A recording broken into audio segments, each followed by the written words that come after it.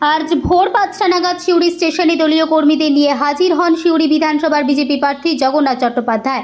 মেমু ট্রেনে উঠে পড়েন তিনি এবং ট্রেনে ভোট প্রচার করার মুহূর্তেই একজন নিত্যদিনের যাত্রী জগন্নাথ চট্টোপাধ্যায়কে লাল চা উপহার দিলে আদরে আনন্দের সাথে লাল চা গ্রহণ করেন তিনি। অপরদিকে স্টেশনে এক হকার তাকে চকলেট উপহার দিলেন, দুটোই তিনি সাদরে গ্রহণ করে ধন্যবাদ জানিয়ে প্রচার কর্মসূচি শেষ করলেন। আমাদের সিউড়ি যে প্রার্থী বিজেপির প্রার্থী মাননীয় জগন্নাথ চট্টোপাধ্যায় মহাশয়ের দেখছি প্রচার। হ্যাঁ, আজকে আমরা এই যে ট্রেনে যাচ্ছি তার প্রচেষ্টায় এই ট্রেন আমরা পেয়েছি, যেটা সিউড়িবাসীর জন্য আজকে আমাদের কলকাতার জন্য একটা বিরাট যোগাযোগের বিরাট ব্যবস্থা এবং সঠিক সময় পৌঁছে কলকাতাতে কাজ সেরে আবার আমরা এই ট্রেনে ফিরতে পারি। এর জন্য জগন্নাথ চট্টোপাধ্যায়কে আমরা সিউড়ি যাত্রী হিসাবে ওনাকে অনেক অশেষ ধন্যবাদ জানাই। আজকে সিউড়ি পিছিয়ে থাকা জায়গা, সেই জায়গা থেকে আজকে যত যোগাযোগ ব্যবস্থা হবে, তাতে রেল লাইন হোক বা সড়ক পথ হোক, যত যোগাযোগ ব্যবস্থা হবে সেই যোগাযোগ ব্যবস্থার উপরে এলাকা ডেভেলপ হয়। এটা হচ্ছে খুব স্বাভাবিক।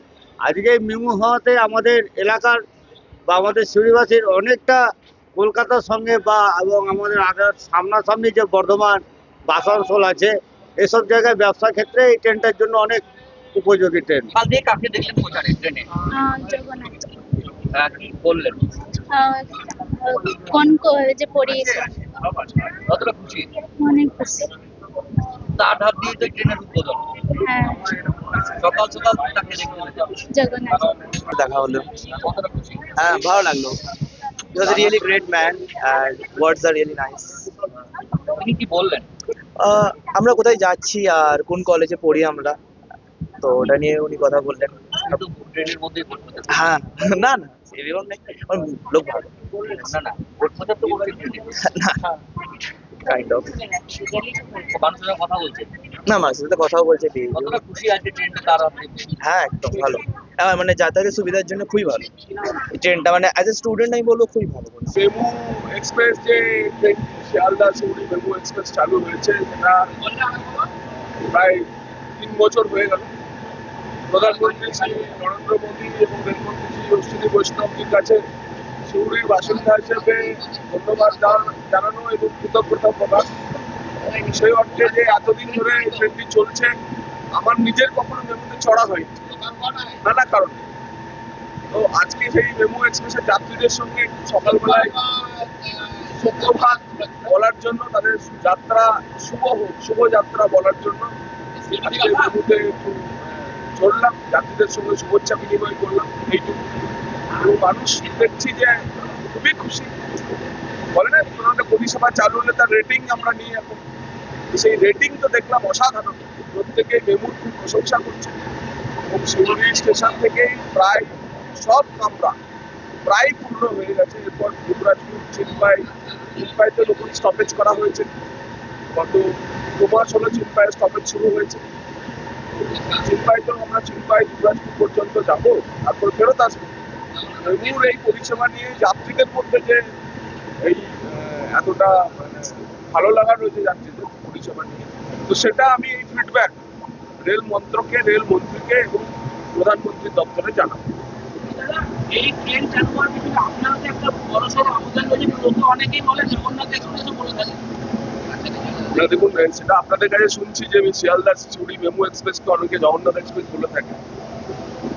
সিউড়ির মানুষের অ্যাসপিরেশন ছিল, সিউড়ির মানুষের বহুদিনের চাহিদা ছিল যে এমন একটা সময়ে ট্রেন চালু হবে যে ভোরবেলা আমরা শহর থেকে রওনা দেবো, 10টার মধ্যে কলকাতাতে পৌঁছাবো, সারাদিন কাজকর্ম করে আবার সন্ধ্যেবেলায় ট্রেনে চড়বো, 10টার মধ্যে আমাদের শহরে ফিরবো। এইরকম টাইমিং এর কোনো ট্রেন আমাদের ছিল না, যার ফলে অনেকেই অন্য শহরে গিয়ে, আমোদপুরে গিয়ে, সাঁইথিয়াতে গিয়ে ট্রেন ধরতে হতো। সিউড়ির মানুষের প্রায় 60-70 বছরের এই টাইমিং এর চাহিদাটুকু, ট্রেন তো আমাদের এখান থেকে আরো একটা দুটো চলে, শহরের কলকাতাগামী ট্রেন চলে, কিন্তু সেই কারণে সমস্ত কিছু ছাপিয়ে গেছে এই টাইমিংটা এবং এই চাহিদা মেনে ট্রেনটিকে আদায় করার ক্ষেত্রে। হ্যাঁ, আমি দরবার করেছিলাম রেলমন্ত্রীর কাছে এবং রেলমন্ত্রী আমার মতো একজন ক্ষুদ্র ভারতীয় জনতা পার্টির কার্যকর্তার অনুরোধ মেনে একদম পারফেক্ট টাইমে এই ট্রেনটি করে দিয়েছেন। তো তার জন্য আমার বিশেষ কৃতজ্ঞতা তার প্রতি, এবং সিউড়ির বাসিন্দাদের পক্ষেও রেলমন্ত্রীকে আমি ধন্যবাদ জানাই। বলছি একদম উপহার হিসেবে আপনাকে চা তুলে দিল একজন রেলিংটা থেকে। দেখুন, আমরা চায়ওয়ালার দেশে থাকি, দেশের প্রধানমন্ত্রী চাওয়ালা, তো সেখানে নিত্যযাত্রী যারা, আমি ট্রেনে উঠতেই নিত্যযাত্রীরা বলছেন যে আমাদের তরফ থেকে আপনাকে 1 কাপ লেবু চা। এর থেকে ভালো উপহার ভোরবেলায় ট্রেন যাত্রায় আর কি হতে পারে? 1 কাপ লেবু চায়ের মধ্যে আসলে অনেক ভালোবাসা, অনেক আবেগ এবং একটি সামান্য ছোট্ট টোকেন অফ লাভ বা কৃতজ্ঞতা জড়িয়ে আছে। আমি সাদরে তা গ্রহণ করেছি এবং ওই চাটি খেতে খেতে সারা ট্রেনে মানুষের সঙ্গে আমি গুড মর্নিং মেসেজ বা শুভযাত্রা বলার কাজটি করেছি। পৌঁছালে কেমন সারা খেতে? সারা তো আপনারাই দেখছেন, প্রতিটি মানুষ, আমি যতজন মানুষের সঙ্গে কথা বললাম প্রত্যেককে জিজ্ঞাসা করলাম যে তারা খুশি কিনা এই পরিষেবাটি পেয়ে। প্রত্যেকে খুশি। একজন তো বললেন যে আরো ট্রেন চাই, আরো ট্রেনের ব্যবস্থা আমাকে করতে হবে। তখন আমি তো একটা নিজের পক্ষে পঞ্চায়েত সদস্যও না, আমার পক্ষে আমার মানে মানুষের কাছে পৌঁছানোর এটুকুই সাফল্য বলবো যে মানুষ আমার কাছে রেল পরিষেবা দাবি করছে। আমার কি অকাত আছে, আমার কি ক্ষমতা আছে সেটা দেওয়ার, কিন্তু মানুষের জন্য লেগে থাকি, মানুষের দাবিগুলিকে উপরে গিয়ে পৌঁছে, সেটাই আমার একমাত্র কাজ এবং সেটাই সিউড়ির জন্য আমি করে যাবো। তৃণমূলের অঞ্চল কমিটির সদস্য তো কি হয়েছে, তারা উপরে তৃণমূল নিচে বিজেপি, উপরে জোড়া ফুল মনে পদ্ম ফুল হয়ে গেছে সবাই।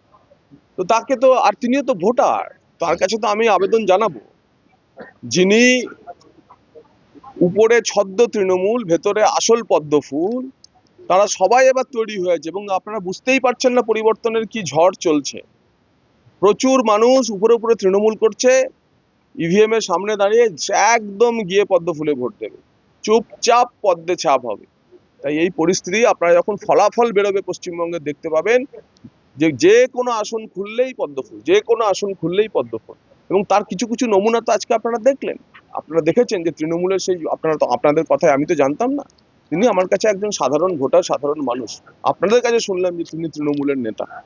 তৃণমূলের নেতা যদি আমাকে, আমার সঙ্গে ভাব বিনিময় করে, শুভেচ্ছা বিনিময় করে, এই ইঙ্গিত যথেষ্ট অন্য কথা বলছে।